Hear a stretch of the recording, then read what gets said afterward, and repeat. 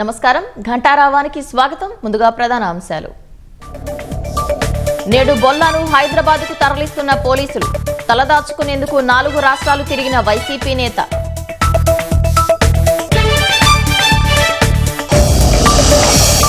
TDP తరఫున రాజ్యసభ 3వ అభ్యర్థి ఎంపికపై బీడని ఉత్కంఠ. రేసులో విజయ్, వర్ల రామయ్య.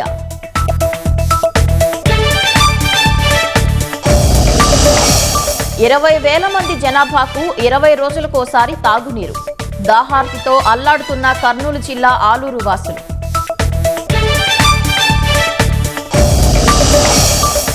దేశ ఆర్థిక వ్యవస్థ పునాదులు పటిష్టంగా ఉన్నాయన్న ప్రధాని. 2025-26లో జీడీపీ వృద్ధి 7.7% నమోదు కావడంపై హర్షం. మధ్యప్రాచ్యంలో మరోసారి ఉద్రిక్తతలు. అమెరికా, ఇరాన్ పరస్పర దాడులు.